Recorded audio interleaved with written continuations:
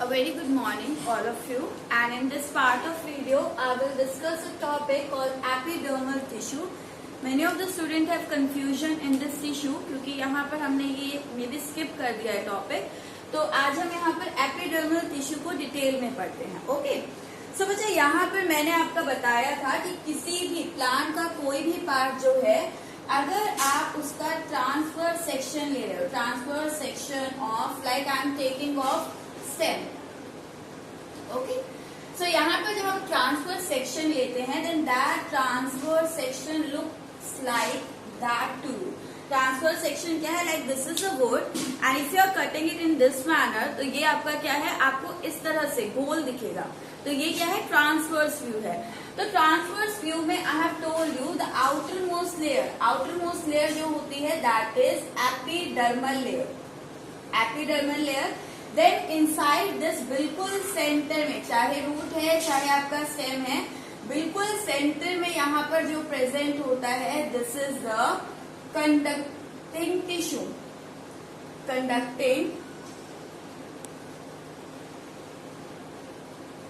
Conducting tissue which we have already done in detail, जहां पर हमने जाइलम एंड फ्लोएम को स्टडी किया। And in between this epidermis and conducting tissue this complete region, ये आपका जो कंप्लीट रीजन है which I am showing with this red lining, this complete region is your ground tissue.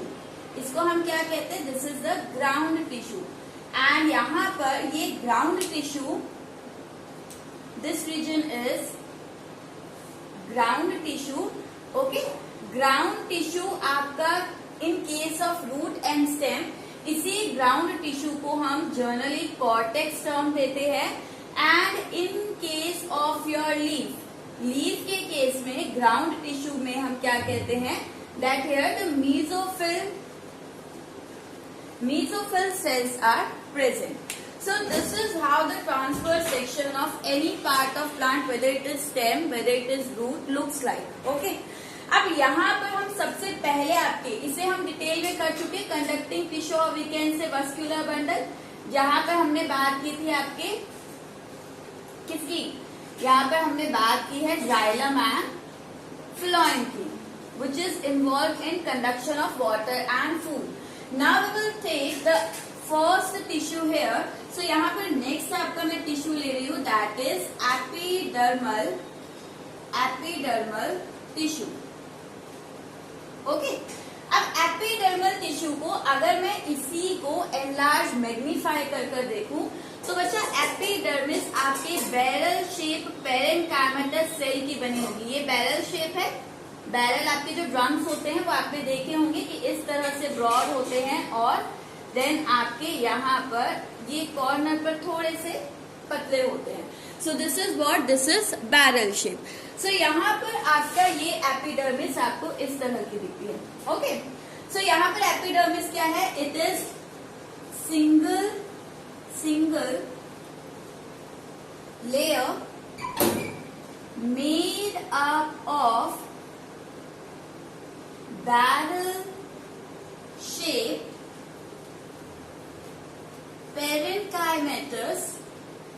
parenchymatous tissue. So this is the first point कि epidermal tissue है क्या? Single layer है जो कि आपकी बैरल शेप पेरेन्काइमेटस टिश्यू से मिलकर बनी है। नाउ सी बच्चा, this epidermis is the outer most layer. तो आप यहाँ पर लिख सकते हैं that it is outer most layer which is in direct contact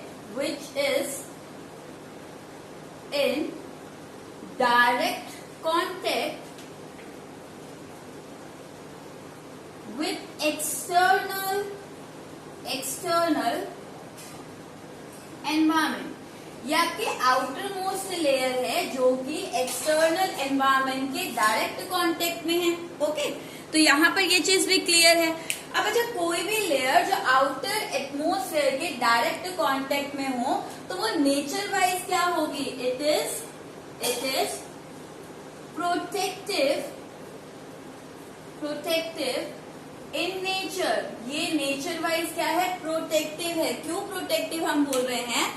as it is protecting our internal tissue, क्योंकि ये आउटर मोस्ट है एनवायरमेंट के कांटेक्ट में, तो ये प्लांट के सारे इंटरनल टिश्यू को क्या कर रही है, प्रोटेक्ट कर रही है. किससे प्रोटेक्ट कर रही है? So it is protective in nature as it is, I am writing here, इसी पॉइंट को मैं आगे लिख रही हूं, as it provides protection against. किस किस से प्रोटेक्शन करेगी बच्चा?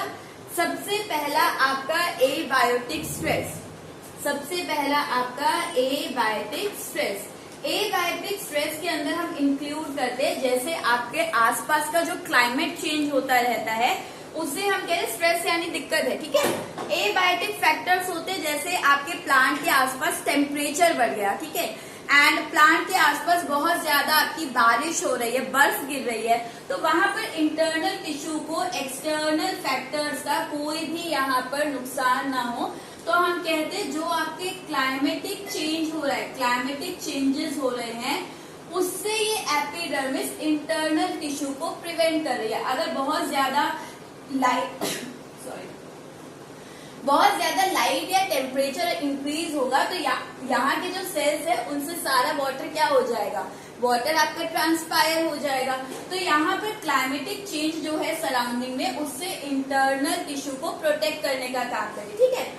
दूसरा यहाँ पर किससे प्रोटेक्ट कर रही है? Biotic stress. आप यहाँ पर एग्जाम्पल लिख सकते हैं. एबायोटिक स्ट्रेस में हम क्लाइमेटिक फैक्टर जैसे कि टेम्परेचर, रेन, इनकी बात कर रहे हैं. ठीक है. यू कैन ऑल्सो मेंशन कि ये आपका क्लाइमेटिक चेंजेस है. देन यहाँ पर बात करते हैं नेक्स्ट है बायोटिक स्ट्रेस. बायोटिक स्ट्रेस क्या है बच्चा?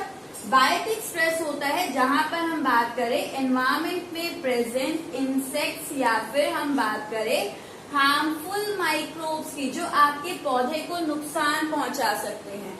तो यहाँ पर आपका कोई भी इंसेक्ट जो है वो इंटरनल टिश्यू पर फीड कर सकता है. तो ये एपिडर्मिस क्या कर रही है? इन्वेजन यानी कि अटैक जो है पैथोजन का या इंसेक्ट जो अटैक करेगा उस अटैक से आपके इंटरनल टिश्यू को क्या कर रही है? प्रिवेंट कर रही है. तो यहाँ पर एबायोटिक स्ट्रेस से प्रिवेंट कर रही है, देन बायोटिक स्ट्रेस से भी ये क्या कर रही है? प्रिवेंट कर रही है. एंड यहाँ पर क्योंकि ये दोनों ही स्ट्रेस से प्रिवेंट करे तो हम ओवरऑल क्या कह देते हैं? ये क्या है? प्रोटेक्टिव है नेचर में. ठीक है. तो यहाँ पर सिंपल सा आपका ये एपिडर्मिस का क्या होता है? रोल होता है. Now coming to the next point, आपका ये एपिडर्मिस को अगर हम मैग्नीफाई करके देखें तो यहाँ पर प्रोटेक्शन के लिए कुछ और भी आपके कंपाउंड्स इसके ऊपर प्रेजेंट होते हैं. लाइक ये आपकी लेयर इस तरह की है, ठीक है, पेरेन्काइमा की. अब कई प्लांट्स में extra protection, although it is itself working as a protective layer, but यहाँ पर कई बार एक्स्ट्रा प्रोटेक्शन की रिक्वायरमेंट होती है और उसको प्रोटेक्ट करने के लिए यहाँ पर डिफरेंट कंपाउंड्स इसकी सरफेस पर डिपॉजिट होते हैं. लाइक यहाँ पर आपका नेक्स्ट हम पॉइंट लिखें, जैसे एपिडर्मिस पर आपका यहाँ पर क्या होता है? क्यूटिन. क्यूटिन जो है this is a compound. Next हम पॉइंट लिख लेते हैं compound and their compounds on epidermis and their role. क्या है? सी यहाँ पर आपका एपिडर्मिस पे कई बार लाइक फर्स्ट आपका कंपाउंड है cutin. Cutin is a compound, cutin compound forming cuticle layer. ये आपका क्या है? एक कंपाउंड होता है जो कि इसके आसपास सिक्रीट होगा और ऐसे लेयर फॉर्म करता है क्यूटिन. ठीक है. इसके जो एरियल पार्ट्स होते हैं यानी कि आपका एयर एटमोस्फेयर के डायरेक्ट कांटेक्ट में उस कंप्लीट पार्ट को कवर कर लेता है, यानी कि इनडायरेक्टली आपका क्या बोला है? ये बोला जा रहा है कि एपिडर्मिस की लेयर को क्या कर लेता है? कवर कर लेता है. अब यहाँ पर एपिडर्मिस को कवर कर ये कर क्या रहा है? तो यहाँ पर ये जो आपका क्यूटिन है ये क्या करता है? ये आपका प्रिवेंट करता है वाटर लॉस. ये जो क्यूटिन होता है it is a vaccine coating. So it is vaccine coating. ये एक वैक्सी कोटिंग है, तो ये क्या कर रहा है, prevent water loss from tissue. अगर यहाँ पर वैक्स की कोटिंग होगी तो इस एपिडर्मिस से या इंटरनल टिश्यू से वाटर जो है वो आपका प्लांट के बाहर आपका लॉस नहीं होगा। ठीक है, इसी चीज को हम यहाँ पर क्या बोलते हैं, इसी प्रोसेस को बच्चा हम बोलते हैं ट्रांसपायरेशन। सो नोट्स के फॉर्म में आप यहाँ पर लिख सकते हैं ट्रांसपायरेशन आपका क्या होता है, transpiration is loss of water in the form of water vapors from plant body से। अगर आपका वाटर प्लांट बॉडी है ना, इंटरनल टिश्यू है, ये सारा ग्राउंड टिश्यू है, तो यहाँ पर आपका प्लांट बॉडी से अगर वाटर जो है वो वेपर्स में कन्वर्ट हो रहा है तो यही प्रोसेस आपकी क्या कहलाती है, ट्रांसपीरेशन कहलाती है। ठीक है, तो यहाँ पर क्यूटिन क्या कर रहा है, ये वाटर लॉस जो है टिश्यू से उससे प्रिवेंट कर रहा है, यानी कि आप कह सकते हैं ये क्या प्रिवेंट कर रहा है, ट्रांसपीरेशन को रोक रहा है। ठीक है, ये आपका क्या कर रहा है, ट्रांसपीरेशन को इनहिबिट कर रहा है, ट्रांसपीरेशन को रोक रहा है। नाउ सेकेंड यहाँ पर बात करते हैं। अब इसी तरह से यहाँ पर एक और कंपाउंड प्रेजेंट हो सकता है, वो क्या है, यहाँ पर हो सकता है आपका deposition, second is your deposition of suberin. ठीक है, स्यूबेरिन का डिपोजिशन हो सकता है। Suberin again it is a kind of compound and ये स्यूबेरिन आपका क्या करता है, it is impervious for water and gaseous exchange। See, अब यहाँ पर क्या होता है, अगर ये क्यूटिन होता तो ये पानी को ट्रांसपायर होने से प्रिवेंट करता, क्योंकि ये क्यूटिन एक वैक्स की कोटिंग है।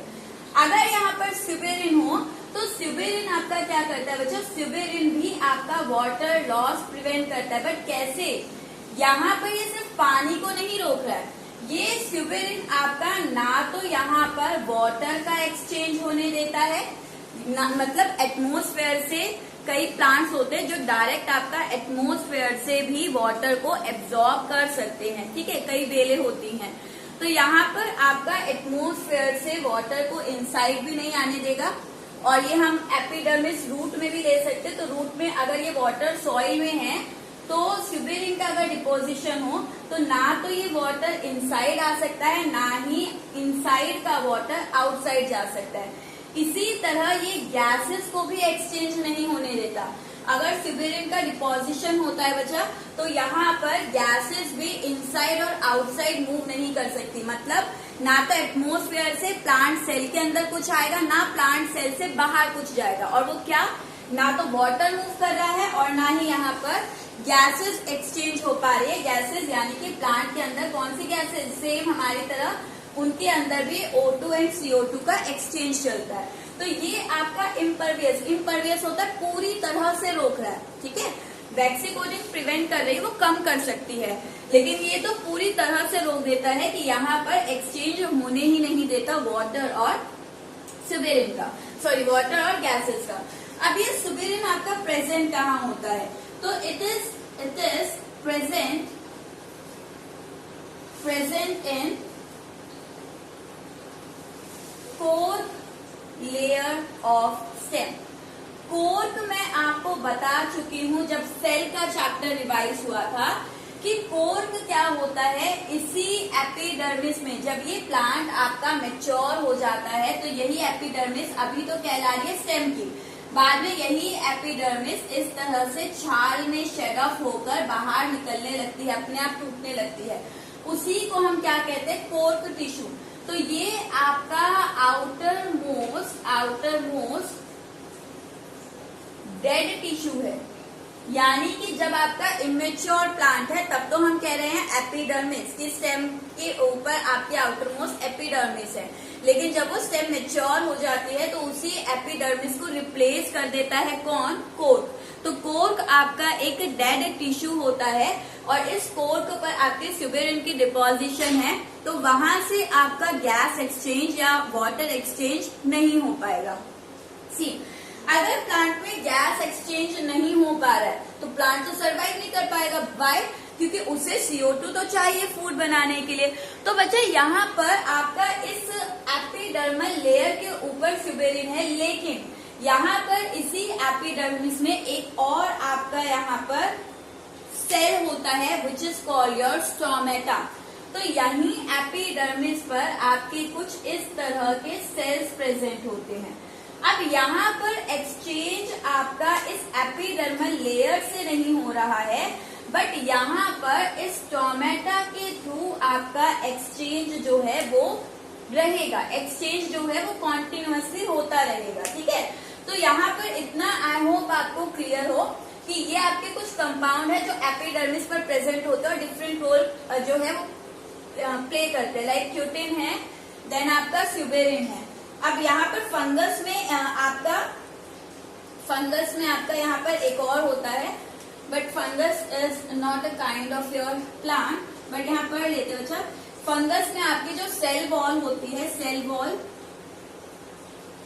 इन फंगस, फिर कहीं छूट जाएगा, ये आपकी बनी हुई होती है काइटिन से। ठीक है, सेल वॉल इन प्लांट्स ये आपकी बनी हुई होती है सेल्यूलोज। अब मैं यहाँ पर जो कंपाउंड बोल रही हूँ ना कि यहाँ पर आपके आउटर मोस्ट जो है वो क्यूटिन है एपिडर्मिस के ऊपर, तो यहाँ पर ऐसा नहीं है कि यहाँ पर आपका सेल्यूलोज नहीं होता है। ठीक है, तो यहाँ पर ये आपकी सेल वॉल का कॉम्पोजिशन है in fungus and in plant. So next आपका पॉइंट रहता है इसी एपिडर्मिस पर। अभी हमने क्या क्या पढ़ लिया? एपिडर्मिस है क्या, एपिडर्मिस पे कौन कौन से कंपाउंड आपके डिपॉजिट हो सकते हैं and what role they are playing. Okay, next we are talking about your next topic, that is stomata. As stomata is also part of your epidermis. ये स्टोमेटा भी क्या है? इसी एपिडर्मिस का क्या होता है? पार्ट होता है। सो यहाँ पर अब आपका ये इसे अगर मैं ड्रॉ करूं तो इस एपिडर्मल लेयर पर ही जगह जगह पर आपके क्या होते हैं? इस तरह के स्टोमेटा प्रेजेंट होते हैं। ठीक है, और भी कुछ पॉइंट अभी शेयर करेंगे, पहले स्टोमेटा को स्टडी कर लेते हैं। तो यहाँ पर नेक्स्ट आपका टॉपिक है एपिडर्मिस पर प्रेजेंट आपका stomata. Now what is the stomata? So the stomata is actually core like structure present on the surface of epidermal tissue। on the surface नहीं कहेंगे हम, present on और present in ठीक है, present इन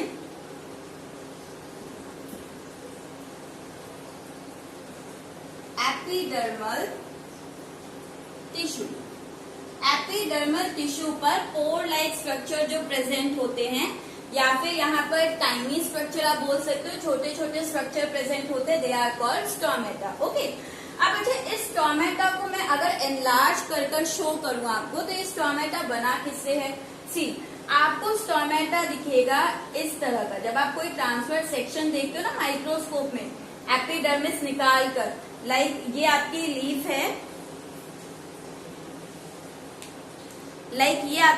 है, और इसके ऊपर से मैं पूरी एपिडर्मिस पील ऑफ करूं, जैसे आपकी अनियन होती है। ठीक है, अनियन का कभी देखना, उसमें हल्का सा स्क्रैच करके और उसकी एक पील निकलती है, ट्रांसपेरेंसी।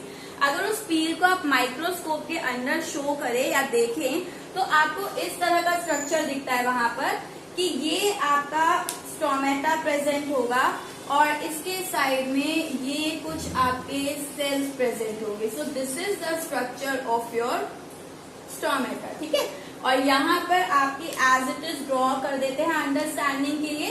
कि ये आपका ये एपिडर्मिस पर ही है, ठीक है। तो ये एपिडर्मल सेल्स यहाँ पर प्रेजेंट है। सो ये आपका स्ट्रक्चर है। अब यहाँ पर है क्या, ये स्टोमेटा का स्ट्रक्चर है क्या?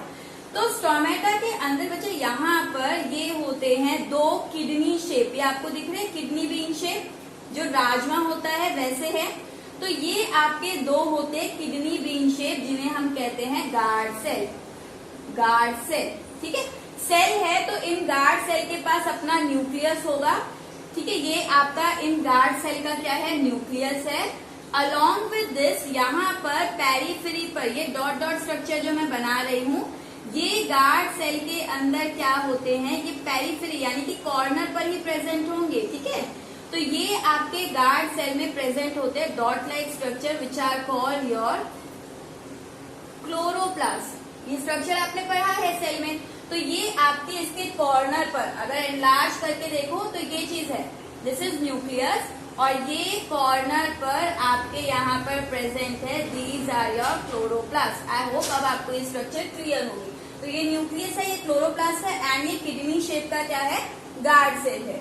अब गार्ड जैसे आपका कहीं पर भी गार्ड होते हैं, हाउस में है, किसी इंडस्ट्री में है, तो उनका काम क्या होता है, गार्ड का काम होता है आपका कि वो क्या करते हैं, गेट कीपिंग करते हैं, कि ओपनिंग एंड क्लोजिंग जो है उसको रेगुलेट कर रहे हैं, ठीक है।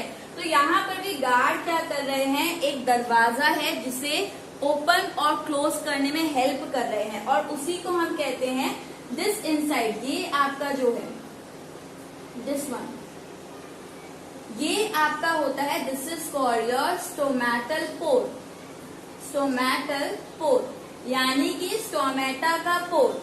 ये पोर आपका जब ओपन होता है बच्चा, तो यहाँ पर वाटर और गैस का एक्सचेंज होता है प्लांट में। देखो आपका यहाँ पर ये मैंने एपिडर्मिस को ड्रॉ किया था, यहाँ पर गैस और वाटर का एक्सचेंज जो है आपका स्टोमेटा के थ्रू भी होता है, यानी कि जब ये स्टोमेटा ओपन होगा तो यहाँ से पानी बाहर निकलेगा और गैस अंदर आ सकती है, और आपका एक क्यूटिकल के थ्रू भी होता है, क्यूटिकल के थ्रू भी होता है, ठीक है। तो ये आपकी क्यूटिकल की लेयर है, इसके थ्रू भी होगा। सो यहाँ पर स्टोमेटा के थ्रू भी एक्सचेंज चल रहा है और क्यूटिकल के थ्रू भी। मोस्टली प्लांट के अंदर जो ज्यादा एक्सचेंज होता है वो स्टोमेटा के थ्रू होता है। तो ये आपका स्ट्रक्चर ज्यादा रोल प्ले करता है। अगर कंपैरिजन दिया हो आपको ऑप्शन में मिले कि आपका स्टोमेटा एंड क्यूटिकल में से एक्सचेंज कौन ज्यादा कर रहा है, तो आपका ऑप्शन क्या करेक्ट होगा, स्टोमेटा आपका ज्यादा इन्वॉल्व होता है एक्सचेंज में। क्यूटिकल से कंपेयर टू स्टोमेटा आपका एक्सचेंज कम होता है। ओके, तो यहाँ पर ये स्टोमेटल पोर है। स्टोमेटल इस पोर को, इस गेट को गार्ड करने के लिए दो गार्ड सेल हैं। ओके, और इस गार्ड सेल के साइड में ही आपके जो रेड कलर के सेल दिख रहे हैं, these are called subsidiary cell. इन्हें हम क्या कहते हैं, सब्सिडरी सेल। और सब्सिडरी सेल के आसपास जो आ गए ये है सारे आपके एपिडर्मल सेल। तो हम यही तो कह रहे हैं कि एपिडर्मिस के अंदर ही ये आपका एम्बेडेड होता है। तो ये एपिडर्मिस है और इसी के बीच में आपका क्या है, यहाँ पर स्टोमेटा है। ठीक है, ये स्टोमेटा आपका एपिडर्मिस में प्रेजेंट है। तो इस तरह से आपको कुछ स्ट्रक्चर दिखेगा। सो दिस स्टोमेटा ये हो गया पोर लाइक स्ट्रक्चर है जो प्रेजेंट है एपिडर्मल टिश्यू पे। एंड इसका फंक्शन क्या हो गया बच्चा, तो ये फंक्शन परफॉर्म करेगा in exchange of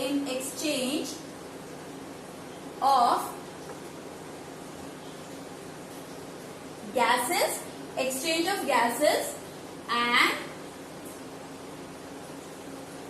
water।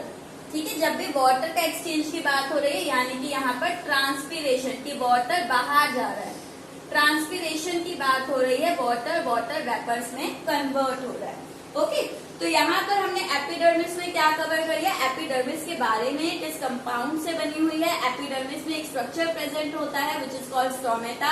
Stomata का क्या रोल होता है। Okay, now next I am talking about एक और, अब यहाँ पर बात करते हैं क्या, इसी एपिडर्मिस पर आपके कुछ हेयर लाइक स्ट्रक्चर भी प्रेजेंट होते हैं, कुछ हेयर लाइक स्ट्रक्चर भी प्रेजेंट होते हैं, सारा ही कवर कर लेते हैं। तो इसी एपिडर्मिस के, ये बैरल शेप था, ये बैरल शेप था। कई बार इसके सेल जो होते हैं, यानी यही एपिडर्मल सेल, ये एपिडर्मल सेल एक्सटेंड होके कुछ हेयर जैसे स्ट्रक्चर बनाते हैं। ये एक्सटेंड हुआ सेल और हेयर जैसा स्ट्रक्चर बनाया। तो यहाँ पर ये जो हेयर जैसे स्ट्रक्चर बनते हैं, ये हेयर जैसे स्ट्रक्चर क्या कहलाते हैं बच्चा? These hair like structure which are actually what? Which are actually extension of epidermal cell, जो एक्चुअल में क्या है? एपिडर्मल सेल ही एक्सटेंड हुए हैं। तो ये हेयर लाइक स्ट्रक्चर आपके अगर प्रेजेंट है रूट में, अगर ये ट्रांसफर सेक्शन आपका रूट का होता और आपको माइक्रोस्कोप में ये रूट में हेयर लाइक स्ट्रक्चर दिख रहा है, तो उस हेयर लाइक स्ट्रक्चर को हम क्या कहते हैं? Root hair. उसे हम क्या नाम देते हैं? Root hair. कि ये रूट हेयर है। रूट हेयर क्या होता है? जितना ज्यादा देखो, जितने ज्यादा ये हेयर प्रेजेंट होंगे उतना ज्यादा सरफेस एरिया बढ़ेगा ना। अभी मैं एपिडर्मिस को ड्रॉ कर रही हूँ ये, और यहीं से वाटर और गैस एक्सचेंज हो रहा है। अगर मैं एपिडर्मिस को ये ड्रॉ कर रही हूँ तो यहाँ पर देखो सरफेस एरिया बढ़ा ना। ये देखो ये सरफेस एरिया बढ़ रहा है, और जितना ज्यादा सरफेस एरिया बढ़ेगा उतना ही देखो अब यहाँ से भी वाटर आ रहा है, इस हेयर से भी वाटर आ रहा है, एक्सचेंज हो रहा है। तो जितना ज्यादा सरफेस एरिया उतना ही ज्यादा आपका एक्सचेंज जो है ज्यादा होता है। तो जितने ज्यादा रूट हेयर होंगे रूट में, उतना ही प्लांट एब्जॉर्प्शन ज्यादा करेगा। तो ये रूट हेयर क्या कर रहे हैं? रूट हेयर आपका इंक्रीज कर रहे हैं, इंक्रीज एब्जॉर्प्शन रेट।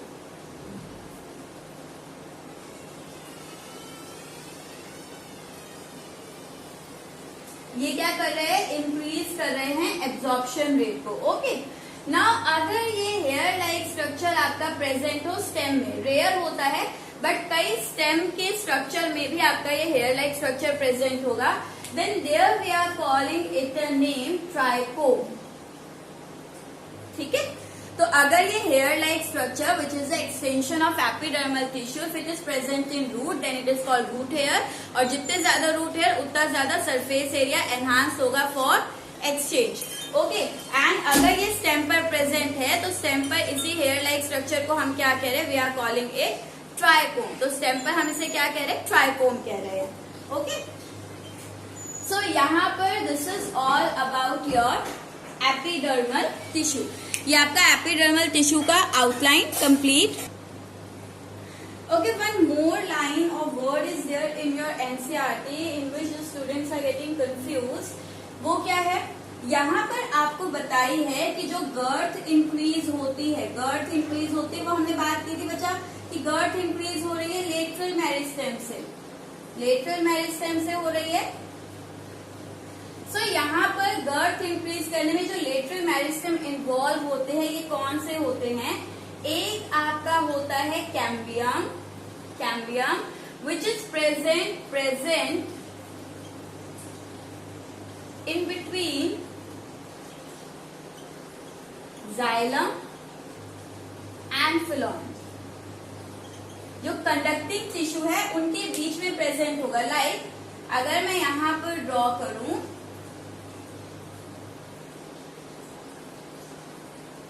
ठीक है, यहाँ पर ड्रॉ करूं तो ये दो सिलेंडर होते हैं। एज्यूम कर लीजिए अंदर आपका क्या है? जाइलम है और बाहर आपका फिलोएम है। तो यहाँ जाइलम और फिलोएम के इन बिटवीन यहाँ पर आपके कुछ सेल्स प्रेजेंट होते हैं and these cells are called your cambium cell. तो ये आपके सेल्स जो हैं ये क्या है? कैम्बियम सेल है। ये कैम्बियम सेल लेटर स्टेजेस में, यानी कि जब प्लांट मैच्योर होता है तो ये सेल डिवाइड करते हैं। जब ये सेल डिवाइड करेंगे तो बाहर भी सेल ऐड करेंगे और अंदर भी सेल ऐड करेंगे, और जब बाहर सेल ऐड करेंगे तो बाहर वाले सेल को पुश करेंगे। पुश करने की वजह से ये स्टेम आपकी इस तरह से गर्थ इंक्रीज करते रहेगी। प्रेशर लगाएंगे ना बाहर की तरफ सेल ऐड होते जा रहे हैं, ऐड होते जा रहे हैं। तो यहाँ पर इसकी वजह से क्या होगी? गर्थ इंक्रीज होगी। तो एक तो आपका होता है cambium which is this present in between xylem and phloem. दूसरा आपका एक वर्ड दिया है cork cambium. What is this cork cambium? See, मैंने आपको कहा कोर्क जो होता है वो एपिडर्मिस को रिप्लेस कर देता है ओल्ड प्लांट मैच्योर हो जाता है। तो बच्चा यही आपका कॉर्टेक्स रीजन में, ये जो कॉर्टेक्स ग्राउंड टिश्यू है ना, कॉर्टेक्स रीजन, यही आपका इस रीजन में अगेन यहाँ पर कुछ सेल्स होते हैं जो डिवाइड होना शुरू करते हैं। ठीक है, ये आपके डिवाइड होते हैं। अगेन जब ये डिवाइड करेंगे तो ये बाहर की तरफ सेल ऐड करेंगे और अंदर की तरफ भी करेंगे, जिसकी वजह से इस स्टेम की गर्थ क्या होगी, इंक्रीज होगी। तो यहाँ पर लेटरल मेरिस्टेम में दो आते हैं, one is your cork cambium and second is your, simply we are calling it cambium या फिर वस्क्यूलर कैम्बियम। वस्क्यूलर बंडल में है तो आप इसे वस्क्यूलर कैम्बियम भी बोल सकते हैं। एंड ये आपके दोनों, ये कहाँ पर प्रेजेंट है, present in cortex region. Cortex जिसे हम ग्राउंड टिश्यू भी कह रहे हैं, वहां प्रेजेंट होता है। ठीक है, सो यहाँ पर इसे और ज्यादा डिटेल में आपको समझ आएगा बच्चा हायर क्लासेस में। अभी बस यही है कि आपका सेल अगर डिवाइड कर रहा है तो वो बाहर की तरफ प्रेशर लगाता है, जिसकी वजह से आपकी स्टेम क्या है, उसकी गर्थ इंक्रीज होती है। तो यहाँ पर दो आपकी कैम्बियम प्रेजेंट होते हैं, वस्कुलर कैम्बियम यानी कि कुछ डिवाइडिंग सेल वस्कुलर बंडल में होते हैं और कुछ डिवाइडिंग सेल आपके यहाँ पर कहाँ पर, ग्राउंड टिश्यू में होते हैं। सो आई होप आपका एपिडर्मल टिश्यू से रिलेटेड आपके डाउट्स जो हैं वो इस वीडियो के बाद क्लियर हो गए होंगे। Okay, still if any student have any query, you can send your queries on my WhatsApp number.